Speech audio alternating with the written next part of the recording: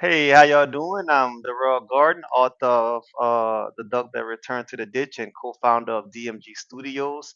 I did announce that I would be going live on YouTube, being that I finally reached 55 subscribers, but uh, it all counts, right? All 55 of y'all who subscribe to my channel, I want to say thanks and thank y'all for sharing it and we finally helping me get to this point, right? So we're gonna talk about some of the things that's happening with the chapters that already been aired. And this is a great stopping point too to start talking about the remaining chapters in the book. 1 through 4 we did cover a lot for us like what's leading up to this point. So this is a good midway point to stop and do something like this in a way to get some of the questions from y'all and try to give y'all more of a narrative of where we or more of a standpoint of why this book was written and how I came up with it and just discuss some of the chapters, right? Let allow let me allow let me allow some more of y'all to get in here, and I mean I think we pretty much have a good bit right now. Let's just wait a few more seconds, and when we get to that number that I feel is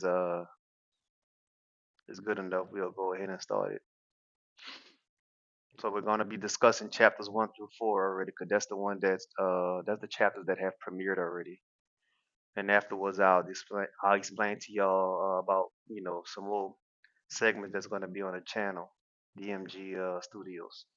All right, so that's that. We pretty much good. So go ahead with the first question and let me go. I'm not gonna call you guys' name. Keep it more confidential, right? So I'll just read your question out and answer the question to the best of my capabilities, right? Okay, so the first question I see is what inspired me to create the duck that returned to the ditch?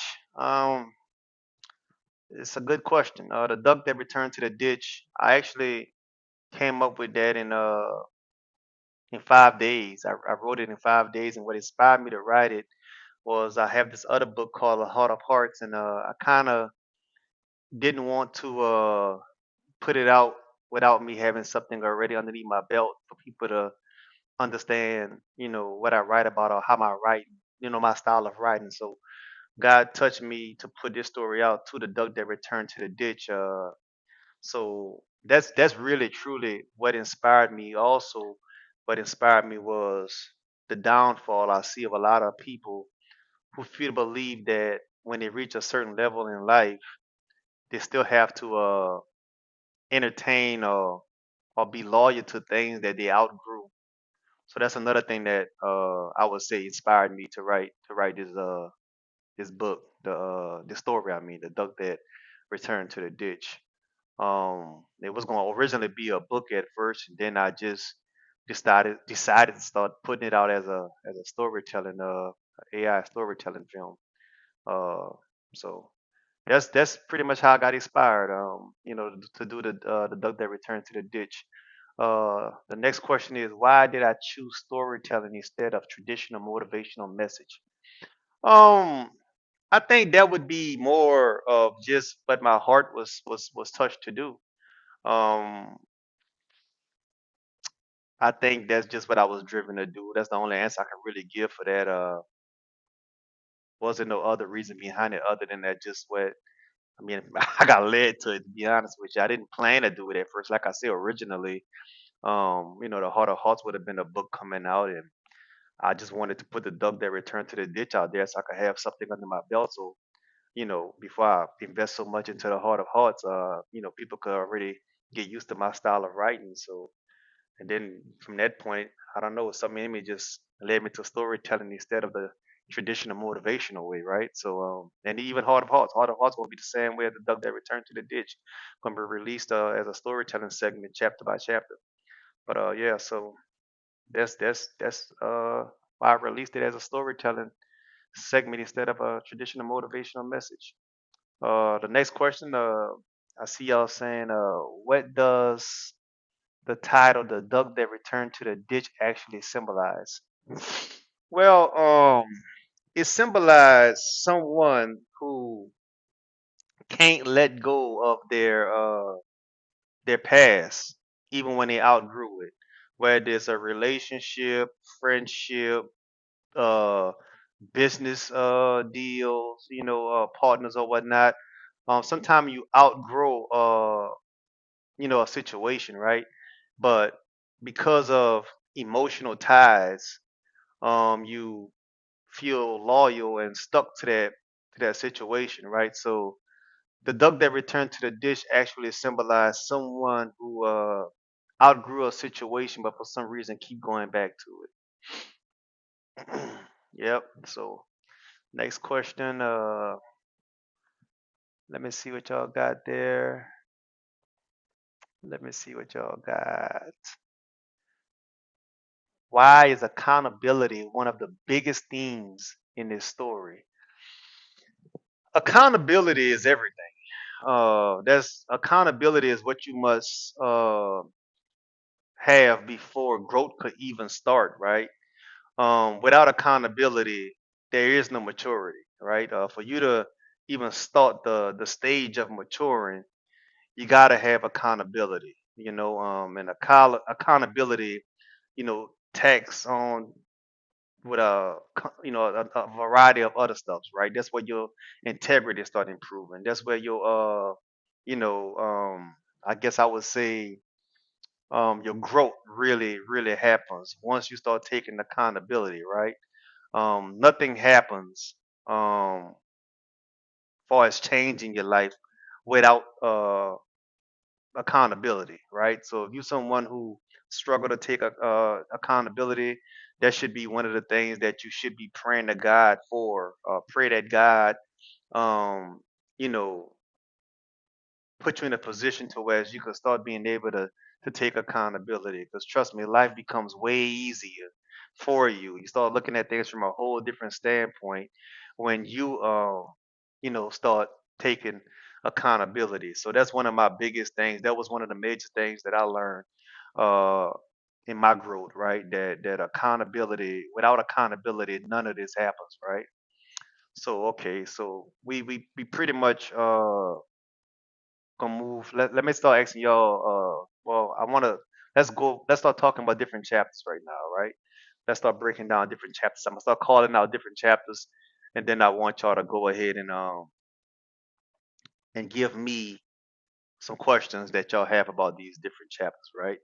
So we're gonna start talking about chapter one, right? Hold on. We can start talking about chapter one discussion, family ties, right? So y'all ask me some questions for those who seen chapter one. Y'all could go ahead and ask me some questions about chapter one, family ties, and I'll go ahead and give y'all the answers. Okay, so I see somebody asked a question.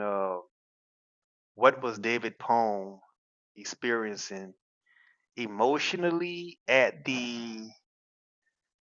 Wait for it to come up. Hold up. What was David Pohm experiencing emotionally at the beginning of the story? That's a real good question. Um, David Pohm was experiencing it's gonna be later told um throughout the other chapter, so I don't want to give too much. But what he was experiencing emotionally was his own growth, right? He was successful. He made some right decisions in the business world, but I believe that he still had a lot to grow in when it came down to understanding emotional ties.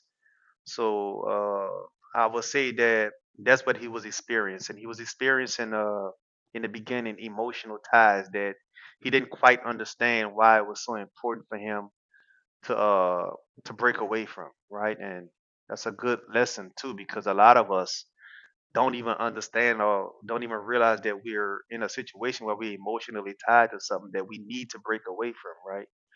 So that's what he was experiencing in the beginning of his story. Um, Next question is, why do successful people sometimes ignore warning signs around them? Ooh, it goes back to that same thing. Emotional ties. Um, when you're emotionally tied to someone, you feel to believe that you owe them something. Your loyalty is owed to them for some reason or for whatever reason, right? So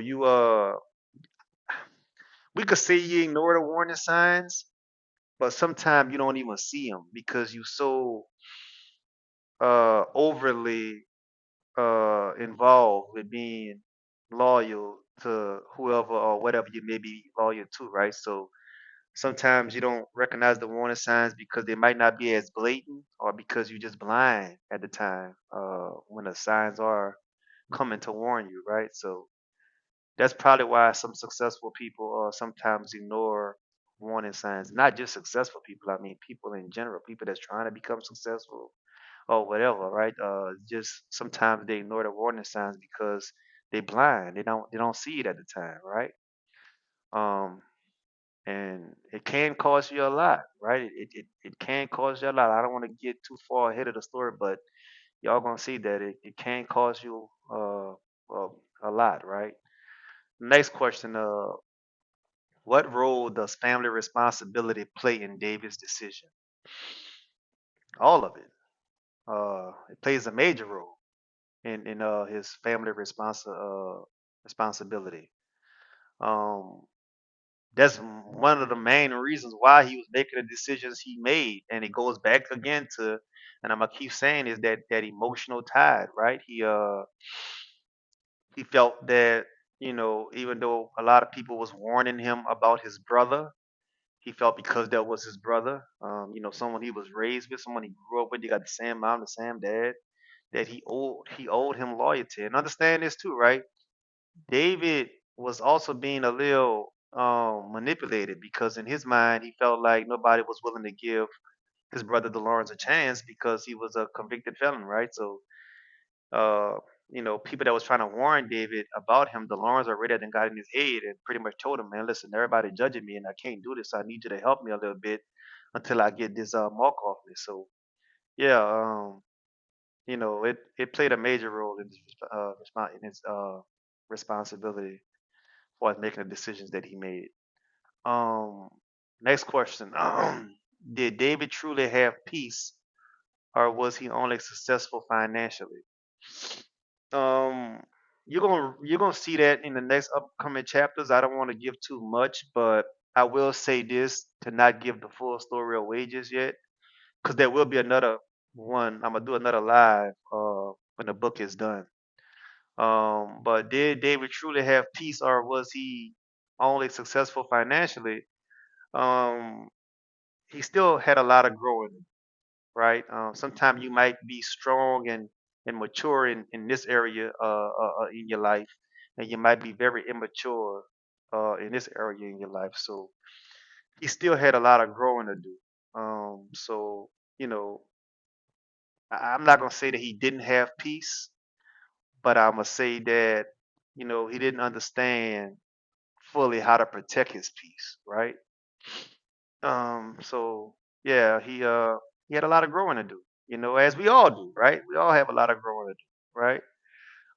So yeah, that was David. One of his issues. He still had a lot of growing to do, right? He didn't want to. He didn't feel the need that he needed to cut off what he was emotionally tied to, and that was a immature decision of him, right? So the next question is, how important is spiritual discernment when building relationships and business connections? How important is it? It's extremely important. I would say that is because I'm a person that pray before I go into anything and pray after I do it, right? At times, asking God to block it if it's not of Him, right? So spiritual discernment is very important, right? When you build in any type of relationship. So if you asking how important spiritual discernment is, it's extremely important in all matters of life. I would say I would definitely pray for spiritual discernment, right? Because that definitely could have, if he would have been able to submit to it and remain disciplined in his walk and prayers, that definitely would have changed a lot of things that he was dealing with uh in his life, right? So yeah, but that's enough questions for chapter one. We're gonna go ahead and move on to chapter two. I see some people in the chat saying they're already asking questions about chapter two. But before we start chapter two, understand that chapter one is titled Family Ties, right? But this story, even though it's showing characters that is family, blood family at that, right? That's just not the point of it, right? Because you know we label uh anybody that we have love for, and people that have love for us, we label them as family, right? So we could get tied up into some things, you know, that we shouldn't be tied up into because of the love that we have for them. Again, you know, the emotional ties we have. So that's practically what chapter one was pretty much saying when they said family ties, you know, and you know, just remember that word and y'all study that word and take heed to that word, emotional ties, all right? It happens a lot. So we're gonna move on to chapter two. Accountability is growth. It's crazy because we just was talking about that early on, right? So first question: why is accountability difficult for many people to accept? Ego, ego, pride. We don't want to be wrong, and it's all right to be wrong. Okay, you know, I'm 45, making 45. You know, June next month, right? And um, I'm at the point now where you know, I guess I'm mature enough to admit when I'm wrong. But a lot of us, it's difficult for us to accept accountability because we can't accept or admit when we're wrong, right? But that is the beginning to maturing. Like I say, you know, accepting accountability. If you're wrong, you're wrong, man. Learn from it. Admit it, right? It's not the end of the world. Move on, right? Learn from what you got to learn and move on from it. It's not the end of the world. So why accountability is difficult for many people to accept because of our pride, our ego. We don't want to feel like or become embarrassed, which it shouldn't be embarrassed because you know mistakes happen, right? We can't get everything right, so I think that's one of the reasons why it's difficult for many people to accept. Next question is, can a person truly grow if they avoid correction? No, nope, nope, nope, nope, nope. You cannot truly grow if you avoid correction because, like we said, like we've been saying, accountability is the beginning of growth. So if you avoiding correction, if you're not trying to correct your wrong, you're not truly accepting accountability for it, right? And I call that the get by. You know, and you can only get by for so long before you know something really bad, you know, take place, right? So no, I don't believe at all that a person could truly grow if they avoid correction. I believe for you to move on from that stage of life in life, wherever you at, where you trying to grow, you definitely have to you know, take accountability, right? Next question. What lessons was David beginning to learn in chapter two? In chapter two, um, he was beginning to finally understand, excuse me, the the depths of the problems and the drama that he was becoming part of, even though he wasn't aware of what was going on. You know, you gotta watch who you let and who you allow to use your name, especially when you in the world of business, because your reputation is your lifeline, and who you're connected to is your lifeline, right? So you gotta watch that, right? And I think that he was beginning to understand that in chapter two, that you know it might be time for him to start taking the things that people been saying to him, his wife, his financial advisor, you know, so on, so on. He might need to start taking it a little more serious, right? Because you don't want to have a bad reputation in the world of business because that is your lifeline, and once that go down the drain, uh, Trust me, you rarely see people recover from that. Next question: how do pride and ego interfere with growth? Pride and ego interfere in our growth because it causes us to not want to admit or take accountability for our wrongdoings, right? Kind of almost like the question the gentleman earlier had asked.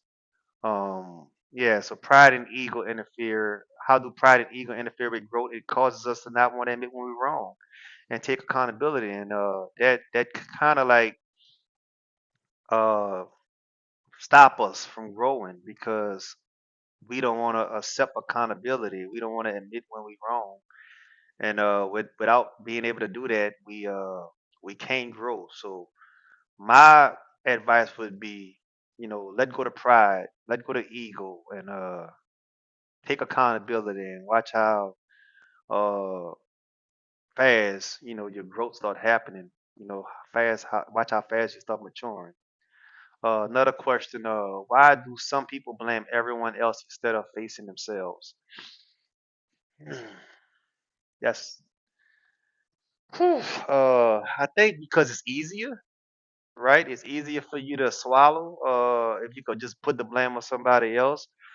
But to become a true leader, you have to be able to take the blame. All right, even when you're not the direct blame. If you had any part in it, to where you could have changed it and make it better, I think we need to just take the blame if you want to be a true leader, right? Because a true leader don't always uh a true leader to me. Let me get my words together. I believe a true leader, right, will never place blame. They will try to find a solution, but they will take accountability for the situation. And by taking accountability, it will encourage them and help them influence others. To come up with a better solution, right? So yes, I definitely believe that you know that you definitely have to take accountability, right?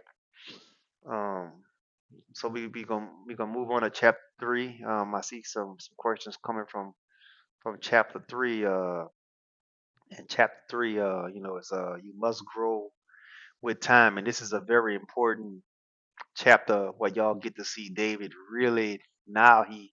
I believe he fully understand that. You know what everyone been telling him, right? I think in chapter three when he finally go have that conversation, and after he talked to Mr. Jackson Cartwright, his financial advisor, his godfather, I think his eyes, he's seeing things different now, right through his eyelids, right? So he understand now, he's starting to see now, and now he can actually see a little bit better what the situation is at hand, right? So chapter three definitely to me was one of my favorites because I seen in that chapter that he did take accountability, and he tried to make things different and make things right. But at the same time, he also tried to go ahead and speak with his brother and make his brother see things the way he see it. But sometimes people just won't see it the way you see it because you know they just they just content where they are. You might want more for them than what they want for themselves. And you got to understand that and respect that, right? So the first question is for chapter three is what does it mean to grow with time spiritually, mentally, and emotionally? So of course, growing spiritually, you got to read your Bible, right? You got to put yourself around, God's people, fellowship, feed yourself as much of the word as possible and get closer with Christ as much as you can, right? To grow spiritually. And when you grow spiritually, trust me, it's a whole different type of growth because it changes you mentally, it changes you spiritually, and it changes you emotionally. You actually become the be able to control your emotions better when you grow spiritually, right? And as far as mentally, your thinking is different, right? You don't rush to make decisions. You sit back and you pray on it and you ask God to let you see what he see. So yeah, so you know, I believe in that order, when you say grow with time spiritually, mentally, and emotionally, I believe it definitely starts off for me, I would say with growing spiritually. And once you grow spiritually, I believe that that pretty much help you grow mentally and and uh and emotionally, right? Okay, so next chapter, why not chapter next chapter, I'm sorry, next question. Why do some people stay stuck in the same cycle for years? Because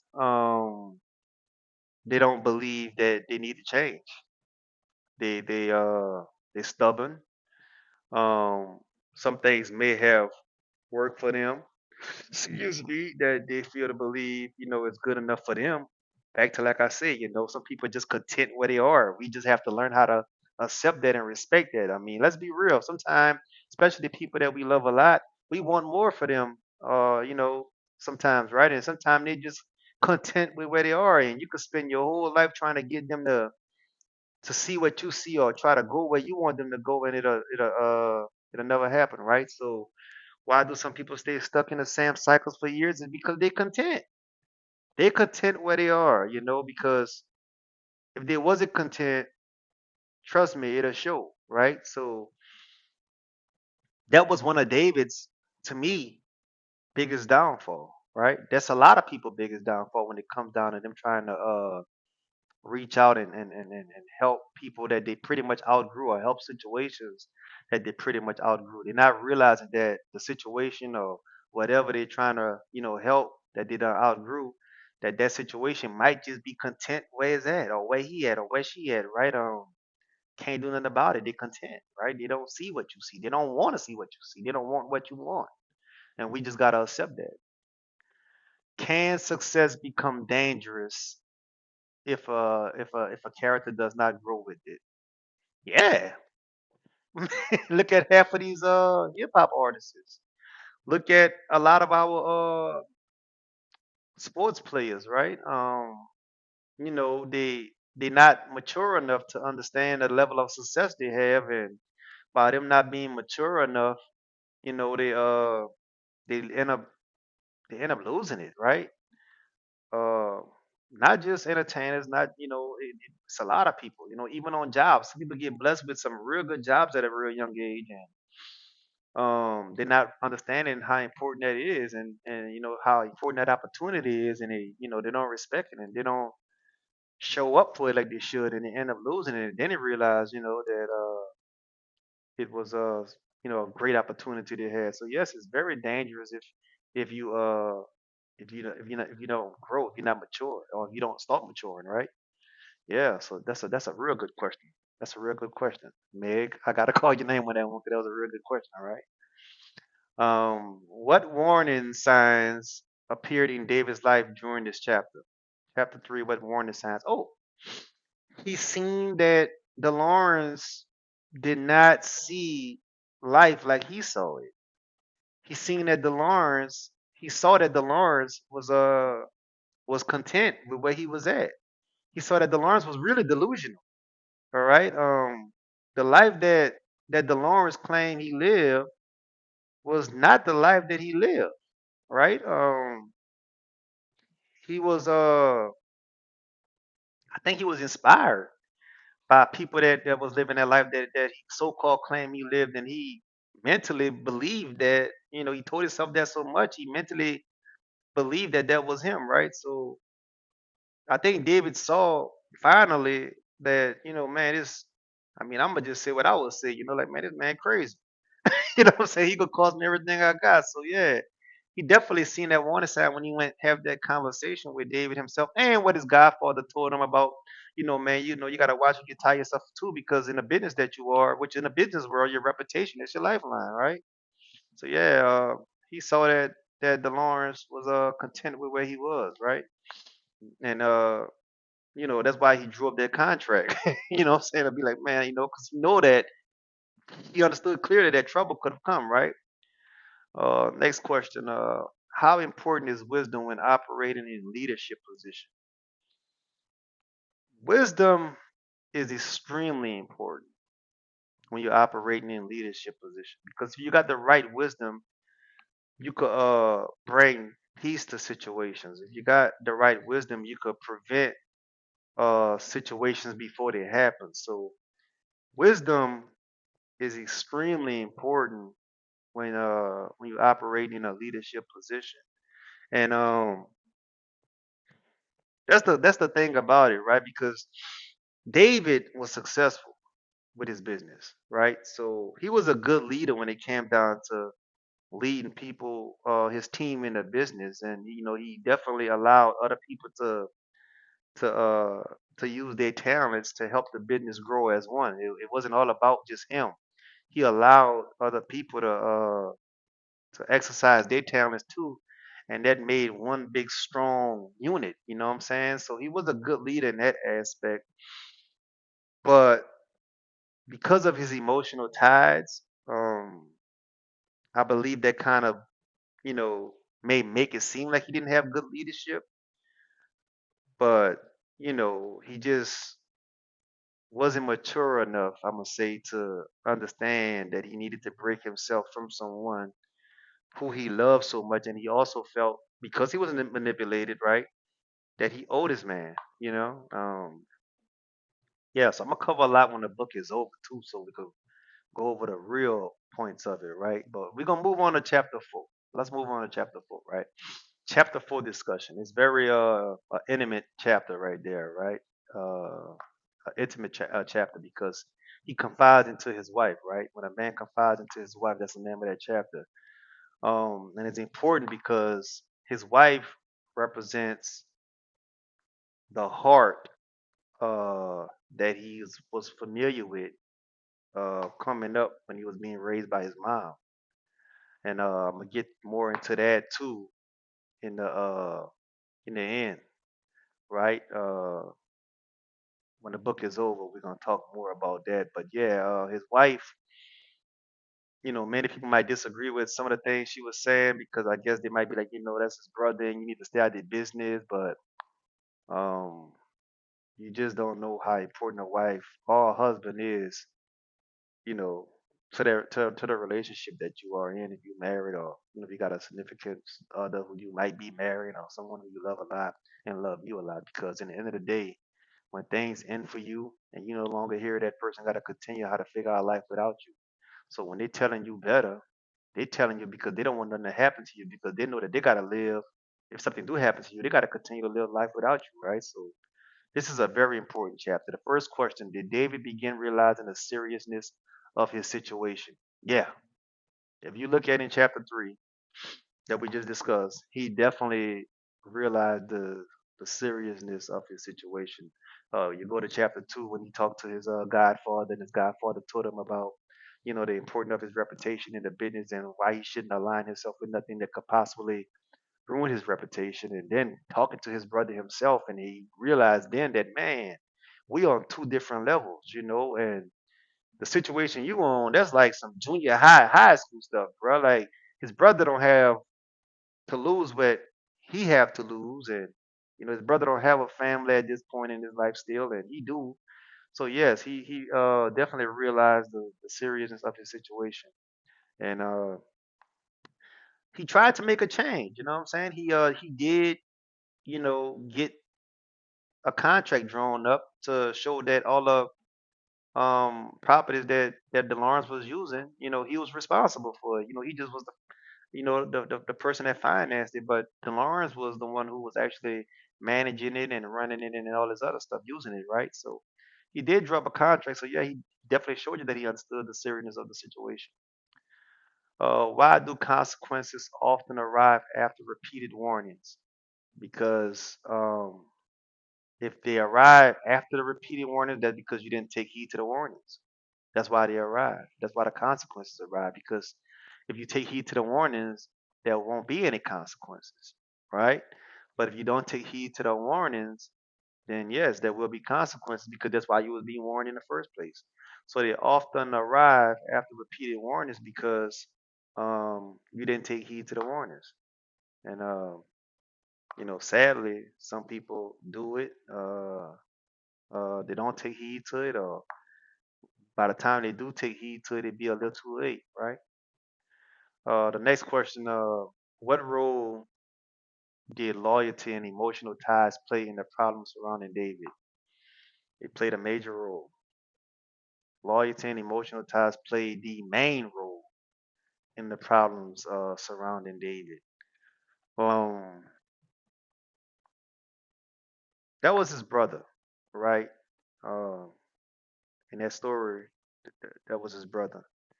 But it symbolized a lot of ties that we have to people that we just close with, that we came up with for whatever reason. We feel to believe that we should stay loyal to them, or should stay loyal to situations because we was young. You know, we probably played in the same sandbox together, and that creates us to have emotional ties, right? But it played the main role. Be honest with you, it played a main role in the problems surrounding David, and you know, I'm really happy that y'all listening to this story, man, on YouTube, Facebook, or wherever you're listening to it to. Y'all, because there's some good questions. I could tell y'all watching it. But I also see that it is making the impact that I intend for it to make too.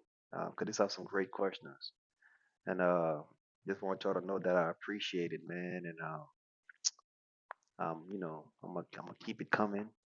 Stay committed to it, and y'all definitely gonna hear more um from this story, and of course, I got more stories coming too, right? We'll get to that in the end. Next question. How can a wrong environment slowly destroy a person without them realizing it? So I think you become complacent to it, right? Um, it's almost like if you walk into a building and they don't have that much light into it, right?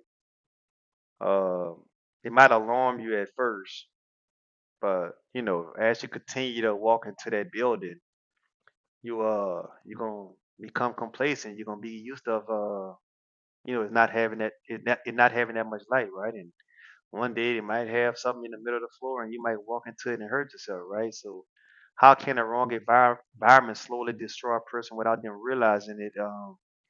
They become complacent to it, right?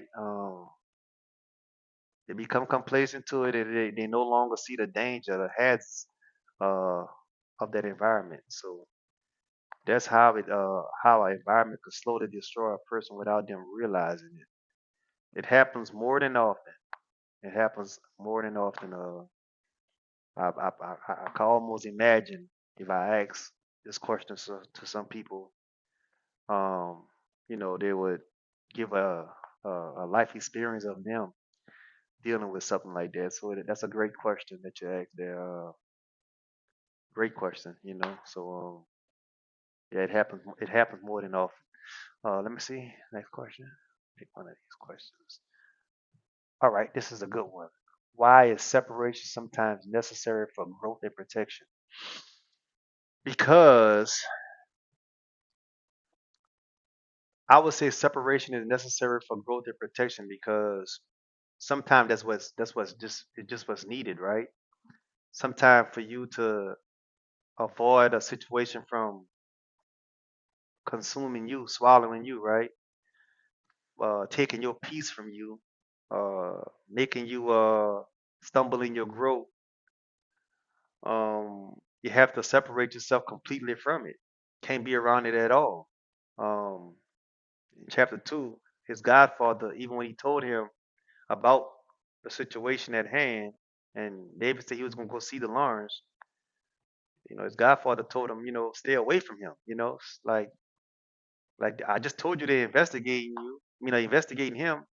They could be somewhere taking pictures, and all of a sudden you walk through there and like, whoa, you know what I'm saying? Oh, he tied to him too. So yeah, sometimes it's best for you to just separate yourself from it at all. Don't even hear the excuses. Don't even hear the reason why. If it's not good for you, it doesn't really matter why they're doing what they're doing. Separate yourself. Yes. So yes, definitely separate yourself from that. All right. So it's a lot of questions going on being asked, and it's some good questions too. I definitely appreciate each and every last one of them. They're real, Real good questions. But it's coming down to almost the end. I have to shut it down in a little bit, so I'm gonna answer a few more questions, and then I'm gonna go ahead and explain more about what the channel is about too in the end. So you can start asking me some more questions, I guess, about myself, I guess, right? Get to know what's on my mind a little bit, right? And you guys to know some more questions about the story too, right? Some questions that maybe chapters that questions that the chapters won't allow y'all to ask questions. Just ask some questions about the book entirety, right? So okay, I see. All right, this question here is: this story only entertainment, or is there a deeper message behind it? Oh yes, y'all gonna see in the end. It's a very strong message in the end. And I'm definitely gonna do another live, do another one of these, so that way we could talk about it, right? That's what this is all about. I want to talk about, what we feel when we listen to the story, and I want to talk about, what we learned from it, what we got from it, right? So yes, there's definitely a deeper message behind it, right? Because it's all about self-awareness. That's what this basically is all about. Self-awareness, right? Are you allowing yourself to be around things that you shouldn't be around? That's one of the questions that one would ask itself, I would think, from reading this, right? Listening to this story. So yes, there's definitely a deeper message behind it, and I believe before the story end, everybody gonna most likely have that message, right? But we definitely gonna do another one of these so that way I could discuss it with you guys and see what's on your mind, and I'll let y'all know, what my intentions was when when writing this, right? So the next question, why do I believe? Excuse me, silence a little bit. Why do I believe storytelling can impact people emotionally stronger than lectures? I believe story can impact people because you take them through the emotional sceneries, right? You take them through the emotional time. You make that character become someone that they could resemble, someone that they could relate to. Sometimes lectures just can't do that, right? They don't give you that picture that you could sit down here and just almost relate to, right? So storytelling, you could create these characters and give them a personality. In my case, they pretty much grow their own personality, and which leads a lot of people to be able to relate to some of these characters, right? So yeah, storytelling to me impacts way more emotionally than lectures do. Next question: have I personally experienced situations similar to themes in this story? Have I personally experienced situations? Yes, of course, right? Who haven't? Who haven't experienced situations similar to these, right? These are, even though it's fiction, it's still real life situations that happens every day, right? So yeah, I definitely personally experience some of these situations. Definitely, I would definitely agree and say yes, I have. Well, I would definitely say that I have experienced some of these situations similar to the themes in these stories, right? I'm more than sure on occasions I have been a duck that returned to the ditch myself, right? And I'm more than sure a lot of other people have been ducks at times that return back to the ditch, right? So, yep, definitely could relate to it. Definitely could relate to it. Let's see some more questions that I could pick and ask before we get out of here, right? Let's see. Let me see. Oh, this seems like it's gonna be a good one. Why do people return to ditches God already delivered them from? Um, because God may have made a way for them to get away from that situation, but they gotta commit themselves to get away from that emotional tie. Um, God could. I mean, think about the Israelites. They wanted to go back to Pharaoh, right? Even though God had delivered them from that, I guess because it was more of a normalcy for them, right? It was something that they was used of. And by them being used of it, I guess they was comfortable, right? So I think that's why people return back to ditches that God already delivered them from, because it's when you go into something that you're unfamiliar with, a lot of people don't think trust God first, because He brought you from that situation for a reason. They automatically want to go back to their comfort zone. So I do believe people return back to ditches because they feel comfortable. It's familiar territory, right? So even though it's bad for them, they still feel comfortable to it. So comfortable with it.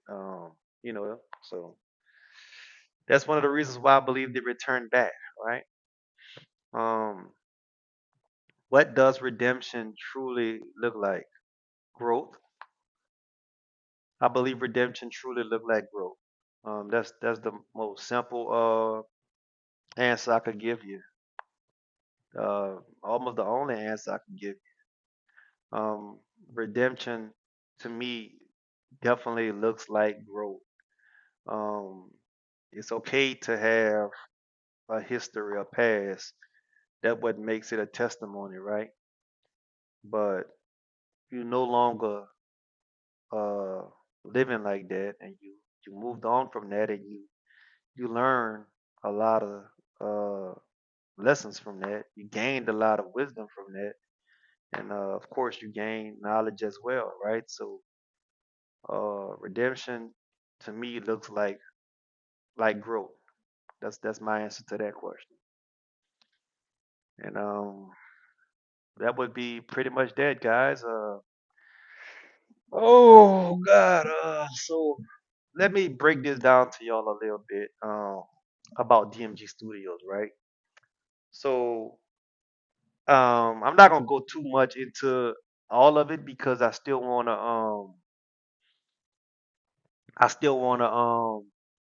talk about I still wanna do like a interview, an introduction interview about the channel itself, right?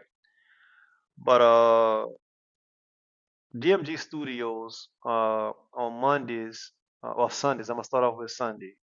On Sunday we do the uh the Sunday's reflection, and what I pretty much do with Sunday's reflection is I just give a story of something that I personally went through.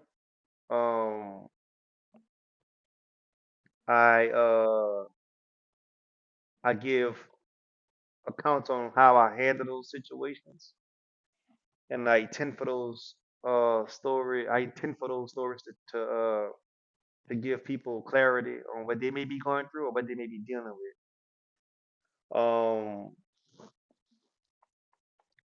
Mondays, we call it Grounded in Faith Mondays, is where I give stories that I believe I'm being blessed and receiving it from God.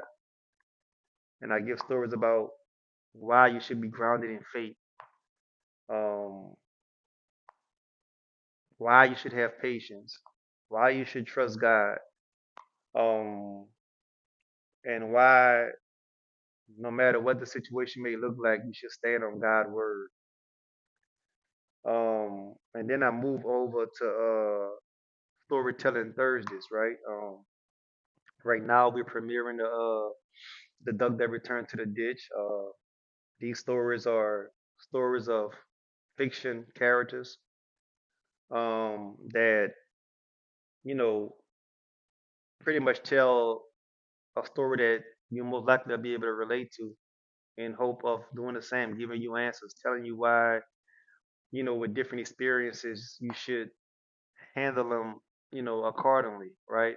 In David's situation, with his pretty much situation being that he's caught up in a emotional tied situation, right? And we're gonna see you know where that goes, right? But After this, in October, I'm gonna be releasing Ivan and Ivan.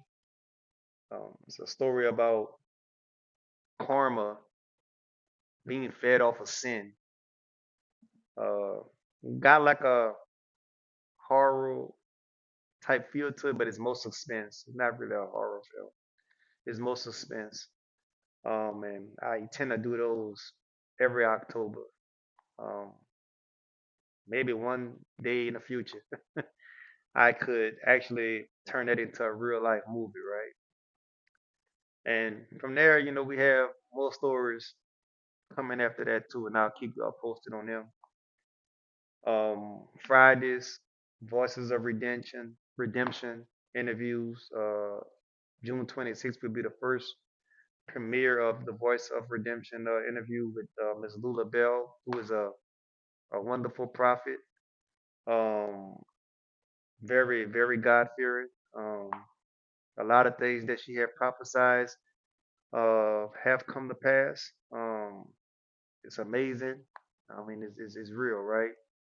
So stay tuned for that. And I have some more interviews coming up after this interview with her. And all that pretty much is just people giving their testimony of how God blessed them and of how of some of the obstacles that they face in life, right?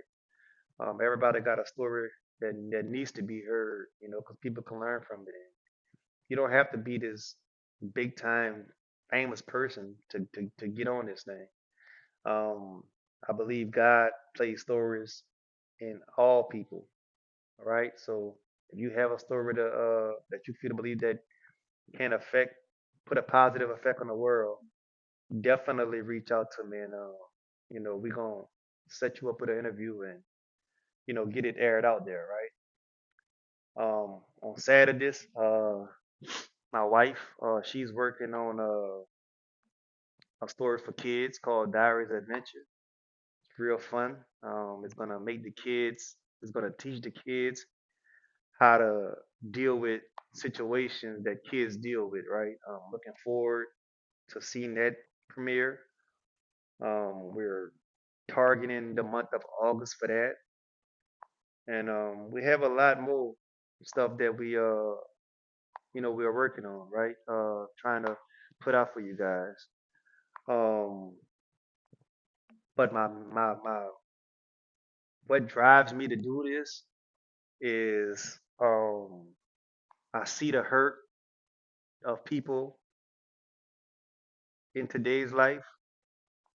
I see Satan is using people to get his message out and placing a lot of fear in people that claim they are Christians, right? And we just sitting down being quiet and not saying nothing and not fighting against the evil that is being put out in this world. Little kids constantly losing their life.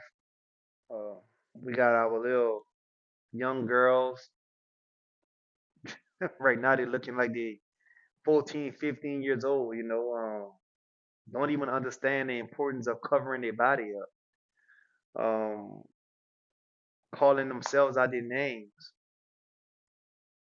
We have mothers who no longer want to play the role of mothers, want to be kids' friends, and same way can't even cover themselves up. Uh, my honors with pain is giving bad example to these young ladies. We have fathers who out there committing crimes with their son.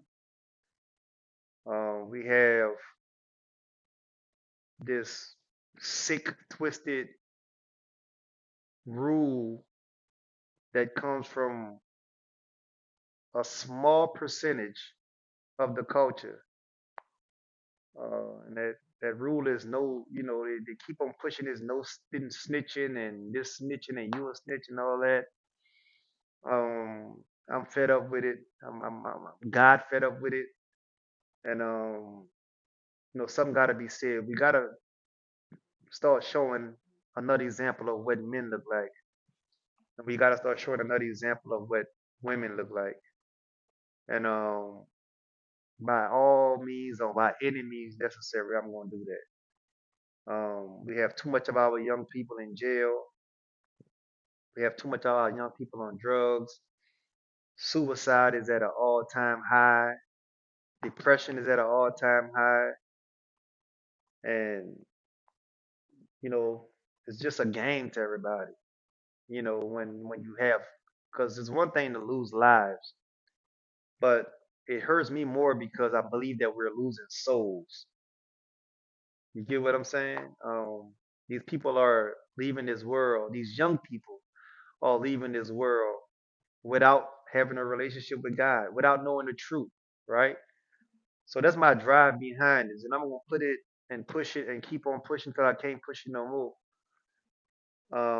To bring back, uh, bring God's people back to Him, um, and build families back up together, build that love amongst us back up together. I'm not saying that I'm gonna do it all by myself, but I know God is using me as a tool to do it, to get the message out. And that's one of the reasons why I do this. So this is not a game for me. I take it seriously. I'm not chasing nothing that's trending. I care less about anything that's trending. If it ain't to bring people closer to God, I don't even want to touch it. I'm not interested in it. I'm interested in getting people back closer to God. So that's why we do this here at D.M.G Studios. We're gonna keep on pushing and keep on pushing until we can't push no more. Thank y'all. Had a great time with y'all. Happy to see that y'all enjoyed the book. Love y'all, and I'll be back in touch with y'all after we complete the book, and we're gonna talk about some more things. Thank y'all. Bye. DMG Studios. Stories that make us better.